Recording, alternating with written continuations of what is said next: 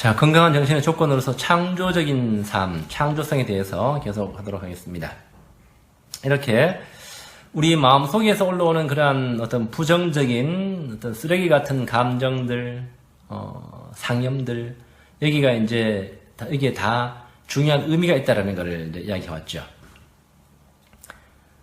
만약에 이 세상에서 가장 큰 분자가 되려 그러면, 어떤 쓰레기의 어떤 잠재적 가치, 예. 이 세상에 나오는 모든 현재 쓰레기들을 이거를 이제 에너지로 전환시킬 수 있는 그러한 어떤 시스템을 이렇게 발명해낸 사람 되면 아마 이 지구상에서 최대의 부자가 될 거예요.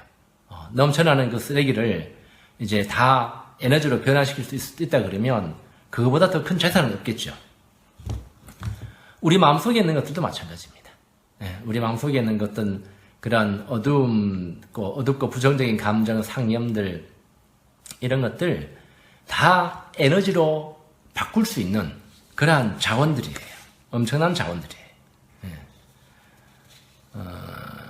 근데 이제 그런 것들이 우리 안에 이제 늘 잠재되어 있으면, 내 마음 속에서 뭔가 계속 이제 갈등을 일으키고 불편한 어떤 감정의 요소들로 작용하죠. 우리 속담에 마음이 콩밭에 가 있다라는 말이 있습니다. 이 말은 항상 어떤 내 마음이 현재에 머물러 있지 못하고 어떤 다른 데 정신을 쓰고 있다는 뜻인데, 현재 나한테 주어진 삶에 all in, 완전히 이제 전념하지 못하고 정신이 다른 곳에 팔려 있는 거죠.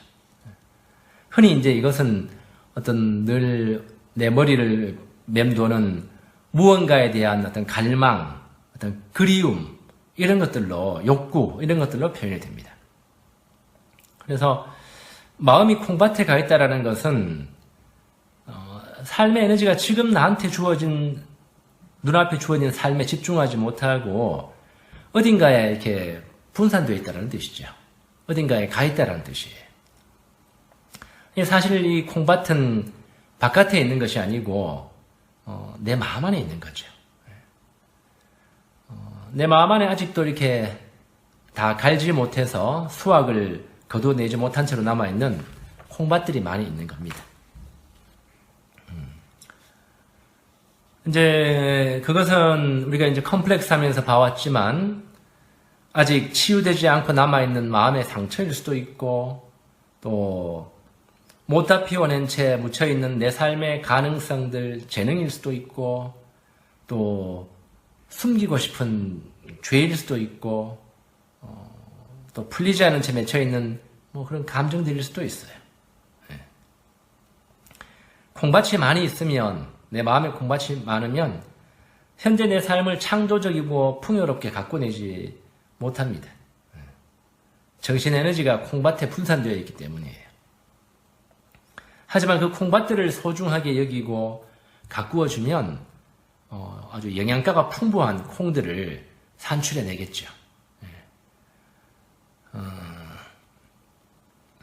그래서 여러분들이 그렇게 하려고 그러면 여러분들 마음속엔 혼돈, 카오스로부터 에너지를 이끌어내기 위해서는 그 어둡고 부정적인 여러분들의 마음의 세계를 의식적으로 사랑하고 잘 받아들여야 됩니다.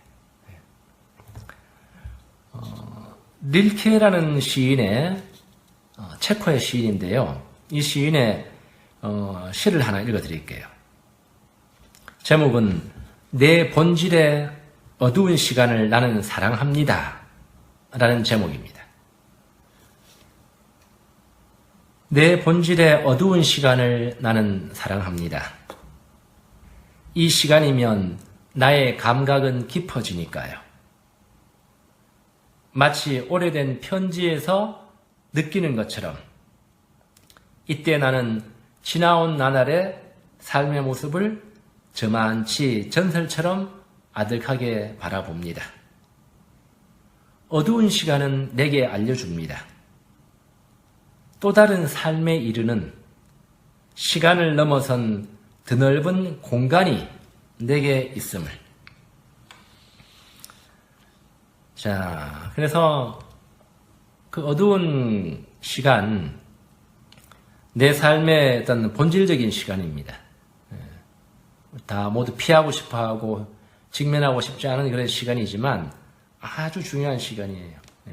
그 시간이 시간을 넘어선 더 넓은 공간이 내 안에 있다라고 이렇게 알려준다고 이야기하죠.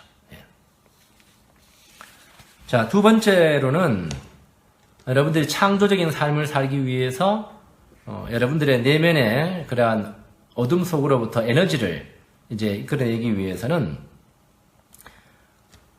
자기 자신의 정신 안에서 마음 안에서 올라오는 부정적인 감정이나 상념들과 함께 머물러 있는 시간을 충분하게 가져야 됩니다. 우리가 이제 부정적인 감정이나 상념들이 나를 사로잡을 때 그 불편함을 견디지 못하기 때문에 여러 가지 도피 수단을 이용해서 섣불리 기분 전환을 시도하죠. 이번에 이제 코로나 19로 인해 가지고 코로나 이제 확산의 진원지가 되었던 이태원 클럽도 마찬가지입니다. 그런 것도 이제 스트레스 쌓이니까 이제 풀어야 되는 거죠. 물론 뭐 그런 것도 필요한 시간입니다. 하지만서도 그런 것들을 우리가 의식적으로 견뎌내면 많은 것을 얻어낼 수 있는데 그건 뭐 그 사람 개인의 역량에 달려 있겠죠. 그래서 이제 독거의 중요성을 이야기하는 겁니다. 독거, 홀로 있음, 홀로 있음의 어떤 중요한 것을 이제 말하는 거예요. 오늘날 이제 홀로 있지 못하기 때문에 사람들이 각종 유흥문화라든지 인터넷 중독, 약물 중독 등 현대사회가 제공하는 각종 어떤 감각적인 쾌락과 기분 전환에 이제 탐닉함으로써 불쾌함을 직면하지 않으려고 그러는 거죠. 유흥과 오락을 뜻하는 영어 단어 이제 엔터테인먼트란 말이 있죠. 엔터테인먼트. 연애라고 이렇게 이야기하는 번역을 하는데 엔터테인먼트라는 말은 뭔 말인가 하면 엔터 그러면 뭐뭐 안에라는 뜻이에요. within 뭐뭐 안에라는 뜻이고 테인먼트 하면 붙잡아 둔다, 가두어 둔다라는 뜻이에요. 뭐뭐 안에 가두어 둔다라는 뜻이죠. 그래서 이제 연애, 오락 이런 것들이 잠시 동안 여러분들이 이제 그러한 이제 거기에 집중함으로 인해 가지고 자기 자신을 거기에 가두어 두는 거예요. 거기에 가두어 두는 동안에는 내 안에 어떤 외로움, 불편한 감정, 뭐 이런 어둠의 감정들 안 봐도 되니까 정신이 거기 팔려 있는 동안에는 괜찮잖아요, 그죠? 사실 괜찮은 게 아니지만 일시적으로는 이제 괜찮은 것처럼 느껴지기 때문에 그렇게 하는 거예요. 자, 그래서 현대인들이 이제 이 스마트폰에 전부 이제 코를 받고 거기에 몰입하고 있는 이유가 나를 가둬두는 거예요, 거기다가. 엔터테인먼트 하는 거죠. 현대인들이 이 혼자 있는 시간을 얼마나 견디기 힘들어 하는가, 이거를 한번 실험을 이렇게 통해 가지고 미국 대학에서 이제 발표를 했어요. 2014년에 미국의 그 버지니아 대학교에서 연구팀이 400명의 이제 이 피실험자들을 대상으로 해가지고 그냥 텅 빈 공간에서 15분 동안 자리에 앉아가지고 그냥 이렇게 멍 때리고 있는 그런 실험을 했어요. 그걸 했는데 15분이 긴 시간이 아니잖아요. 그죠? 뭐 짧은 시간인데 10명 가운데 9명이 정신적인 불안을 내보였습니다. 불안증을. 또 절반 가까이가 견뎌내기 힘들다고 호소했어요. 그래서 이제 이 실험을 주도한 윌슨이라는 과학자가 여기에다가 이제 새로운 아이디어를 하나 이제 보탰어요. 피실험자들에게 스스로한테 전기 충격을 가하는 조그마한 이제 버튼 하나씩을 줬습니다. 9V짜리 전기 충격이에요. 그냥 9V 정도 되면 좀 깜짝 놀랄 정도로 그 정도 이렇게 충격이 오는 겁니다. 고통을 뭐 일으키진 않지만 좀 놀라는 그런 충격이죠. 근데 결과가 어땠을까요? 놀랍게도 그 실험에 참가한 이 400명 중에 3분의 2, 남자 중에서는 3분의 2, 여자들 중에서는 4분의 1이 최소한 한 번은 이 버튼을 눌렀다라는 거예요. 이 버튼을 누르면 깜짝 놀라는 충격이 온다라는 것을 알고 있으면서도 눌렀다라는 거예요. 그리고 제일 많이 눌렀던 사람은 15분 동안 190번이나 눌렀다고 합니다. 얼마나 놀랍습니까? 15분 동안 190번 누르라 그러면 계속 누르는 거와 마찬가지인데, 누를 때마다 깜짝깜짝 놀라지만서도 누르는 거예요. 이 실험이 말하는 것은 뭔가 하면, 사람이 일상에서 이 텅 빈 상태, 멍한 상태, 가만히 있는 상태를 얼마나 못 견뎌야 하는지를 잘 보여주는 실험이었어요. 사람들은 이제 스마트폰이라든지 뉴 미디어가 그렇게 만든 것이 아니냐라고 하는 사람도 있겠지만, 이미 1950년대에 이 감각을 박탈하면, 우리들이 이제 뭐 보고 듣고 있잖아요. 만지고 하는 이런 감각을 박탈하면 피실험자가 하루도 못 견딘다라는 것을 이미 그 결과가 있습니다. 실험 결과가. 단지 이제 스마트폰, 뉴 미디어가 그렇게 만든 것이 아니고, 인간은 기본적인 오감을 박탈해버리면 못 견디는 거예요. 그리고 이제 자기의 어떤 어둠과 어둠의 시간, 공허함을 직면해야 되니까 못 견디는 거죠. 사실 그걸 이제 직면하고 그 안을 이렇게 파보기 시작하면 거기에 놀라운 에너지의 근원이 있는데 그거를 못하는 거예요. 안 하는 거죠. 자, 우리가 이제 이렇게 이 창조적인 에너지, 창조적인 에너지를 받기 위해서는 이제 내 자신의 의식이라고 하는 이 플러스 극하고 이제 마이너스 극, 무의식이라고 하는 이 마음의 어두운 부분과 이게 합쳐져야만이 이제 창조적인 에너지가 나올 수 있다. 그러기 위해서는 우리 자신의 어둠의 시간, 어둠의 감정들, 상념들, 여기에 이제 가치를 알아봐야 된다라는 걸 이야기를 했습니다. 이러한 것으로 인해 가지고 세상을 바꾼, 창의적인 아이디어로 인해 세상을 바꾼 경우가 바로 스티븐 잡스 이야기죠. 2007년도에 이제 그 애플 신제품 발표회에서 스티브 잡스가 허름한 청바지 주머니에서 새로 나온 스마트폰 하나를 이렇게 딱 꺼냈어요. 이게 아이폰이 세상에 나오는 순간입니다.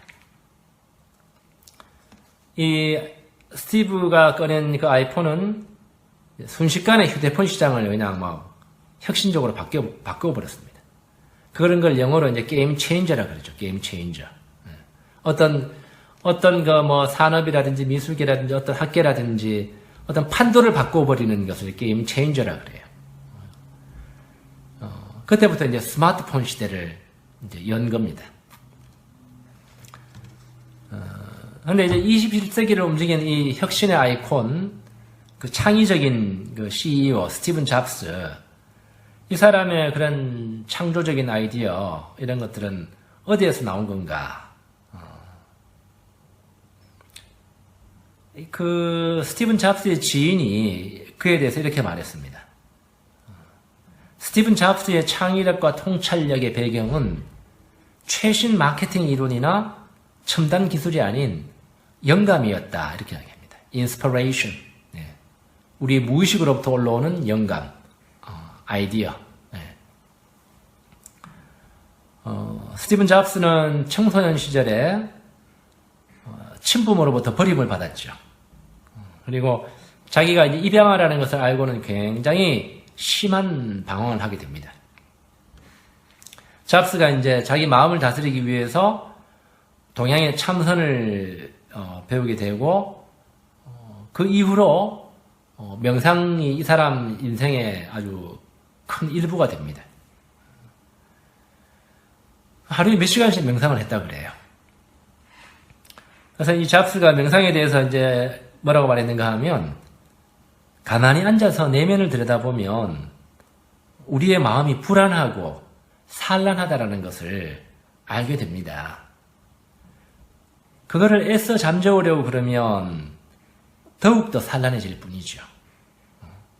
하지만 시간이 흐르면 마음속에 불안의 파도가 조금씩 잦아들고 그러면 보다 미묘한 무언가를 감지할 수 있는 여백이 생깁니다. 그 여백의 공간에서 전보다 훨씬 더 많은 것을 보는 밝은 눈이 생겨납니다. 이렇게 이야기했어요. 네. 앞에 이제 그 400명 미국 대학교에서 이제 공허한 시간 멍 때리기 이제 실험 이야기했듯이 잠시 동안 이렇게 우리가 멍 때리고 있으면 산란하고 불안하고 어둡고 이렇게 하지만 이 스티븐 잡스 말처럼 시간이 흐르고 그 내면을 들여다보려고 노력을 하면 이제 그것들이 잦아들기 시작하고 그 안에 뭔가 미묘한 것들이 감지된다고 이야기하는 거죠. 그래서 이 이제 21세기 게임 체인저인 아이폰은 잡스의 명상 수행 속에서 올라온 그러한 영감으로부터 탄생한 거예요. 이제 스티븐 잡스를 보면서 헤르만 헤세의 소설 데미안에 나오는 구절이 이렇게 생각이 납니다. 어떤 구절인가 하면 우리 마음 속에는 모든 것을 다 알고 모든 것을 원하고 우리 자신보다 모든 것을 더 잘 해내는 누군가가 살고 있어. 이렇게 이야기합니다. 아마도 우리 안에서 창조적인 생각을 일으키는 위대한 근원이 있다는 것을 이제 말하고 있는 거죠. 위대한 사상가나 예술가들은 이 내면의 창조적인 근원으로부터 영감을 얻어서 세상을 변화시키는 데 기여해왔죠. 여러분들 그 빙산 그림에서 우리 내면의 무의식의 가장 밑바닥에 있는 하트 모양 그림 기억나시죠? 우리 내면의 근원, 중심이라고 볼 수 있습니다. 근데 이제 앞에 이제 말씀드린 것처럼 이렇게 놀라운 창조적인 영감이 올라오는 내 마음의 세계가 있음에도 불구하고 얼마나 이제 관심을 갖고 들여다보고 살아갑니까? 아무도 그렇게 하지 않습니다. 거의. 특히나 이제 청소년이라든지 20대 초반에 있는 청년들은 특히나 그 내 마음의 세계에 대한 가치를 잘 모르고 살아가고 있습니다. 젊은 시기에는 그것이 크게 잘못된 건 아닙니다. 일단은 외부 세계에 적응하고 바깥 세계에 내가 적응하고 살아야 되는 게 일단 과제이기 때문에 뭐 크게 탓할 건 아니지만 어쨌든 이제 그 중요성을 이제 알고 있는 것은 아주 중요하겠습니다. 근데 이제 이 스티브 잡스가 정작 자신은 어둡고 혼란스러운 내면으로 들어가는 그런 명상을 통해 가지고 만들어낸 스마트폰이 아이러니컬하게도 우리 내면을 들여다보는 그러한 시간을 방해하는 주범으로 작용하고 있다는 것은 참 아이러니죠. 이게 뭐 무슨 스마트폰의 유해성 문제를 뭐 그런 말하는 것이 아니고요. 문제는 우리가 거기에 너무 빠져 있다는 겁니다.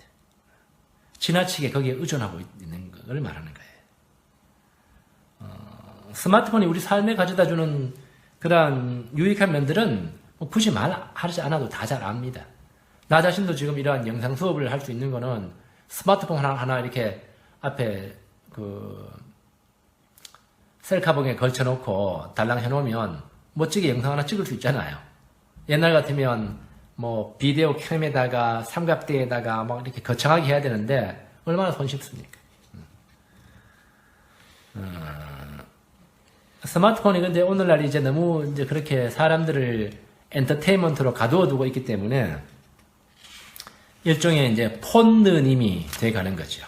스마트폰 하느님, 폰느님. 그래서 이 폰느님이 베풀어주는 그러한 버라이어티, 엔터테인먼트에 빠져가지고 헤어나오지 못하는 청소년들, 성인들 너무나 많습니다. 그래서 이제 이 스마트폰이 제공해주는 엔터테인먼트 세계가 많은 볼거리와 들을 거리들, 인포메이션 이런 걸 제공해주지만 그것이 내 삶을 크게 의미 있고 행복하게 해주는 것 같지는 않아요. 예. 그냥 기분 전환이죠. 엔터테인먼트죠. 예. 스마트폰에 이렇게 더 많이 매달릴수록 사실은 더 많은 자극적인 것들을 요구하는 내 배고픈 영혼을 더 드러내게 할 뿐입니다. 예. 청소년들을 대상으로 했던 그 한 실험 자료를 보면 스마트폰, PC 등 전자기기에 관심을 이렇게 멀리 했던 그러한 그 그룹이 더 많은 시간을 전자기기에 사용한 청소년보다 행복감이라든지 삶에 대한 어떤 만족감, 자존감이 더 높다라고 이렇게 나타났습니다.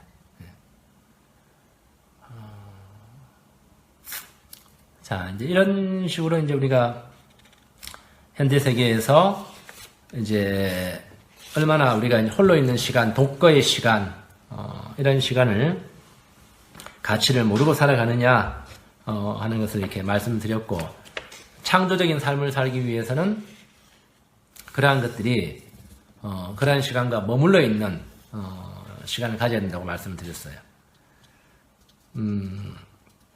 이와 관련해 가지고 또 이제 시를 두 편 읽어드릴게요. 하나는 이제 그 함석헌이라는 사상가의 시인데요. 그대는 골방을 가졌는가? 라는 제목의 시입니다. 그대 골방을 가졌는가? 이 세상에 소리가 들리지 않는, 이 세상에 냄새가 들어오지 않는 은밀한 골방을 그대는 가졌는가? 그대의 마음에 내 문 은밀히 닫고 세상 소리와 냄새 다 끊어버린 후 밝은 등잔 하나 가만히 밝게만 놓으면 극진하신 님의 꿀같은 속삭임을 들을 수 있네. 이렇게 이제 골방이라는 것은 혼자 들어앉아 있는 조그마한 방을 말하죠. 그런 방을 가지고 있는가. 그 안에서 세상의 어떤 소리와 냄새, 자극들, 오감이죠. 다 끊어버리고 들어앉아 있으면 그 대신에 이제 밝은 등잔 하나 켜놓으라 그랬습니다. 내 마음의 골방 안에서. 그냥 어둠을 막연히 견디라는 것이 아니고 그것이 의미 있는 시간이라는 의식성을 가진다라는 것을 의미해요. 밝은 등잔 하나는 켜놓으라는 뜻은 이 시간이 의미 있는 시간이라고 알아듣는 거죠. 그러면 극진하신 님의 꿀같은 속삭임을 들을 수 있네. 이렇게 얘기합니다. 극진하신 님이 누구일까요? 내면의 신이겠죠. 내 마음의 중심, 근원, 거기서부터 들려오는 소리를, 영감을 들을 수 있다는 뜻입니다. 또 하나 릴케의 시를 하나 더 이제 같은 맥락에서 읽어보면요. 단 한 번만이라도 아주 조용해진다면 이라는 시입니다. 단 한 번만이라도 아주 조용해진다면 우연한 것, 하찮은 것, 그리고 이웃의 웃음소리가 침묵한다면 나의 감각이 만들어내는 소음이 나의 각성을 방해하지 않는다면 나 수천 번의 사색으로 당신의 끝자락에 이르기까지 당신을 생각하고 당신을 소유할 수 있으련만 감사의 표시처럼 당신을 모든 생명에 선사할 수 있도록. 함석헌 사상가의 시와 뭐 비슷한 이제 그 주제인데요. 정말 나 자신이 한 번만이라도 이제 주변의 모든 하찮고 우연한 거 이런 것들을 또 내 감각이 만들어내는 소음들 이런 것들을 다 우리가 이제 잠시 끊어버리고 나의 어떤 각성 깨달음을 방해하지 않도록 이렇게 한다 그러면 내가 수천 번의 그 사색으로 내 마음의 골방 안에서의 그런 사색으로 당신에게 다가가서 당신을 소유할 수 있고 그 당신을 감사의 표시로 모든 다른 사람들에게 선사할 수 있도록 단 한 번만이라도 조용해진다면 이라고 이야기했습니다. 예. 우리가 내면의 어둠의 시간과 직면하는 것이 창의적인 삶, 정신건강 조건의 첫 번째 조건으로서 창의적인 인생을 살기 위해서 얼마나 중요한가 하는 것에 대해 가지고 살펴봤습니다. 다음 시간에는 심리적인 내구성에 대해서 또 공부하도록 하겠습니다. 감사합니다.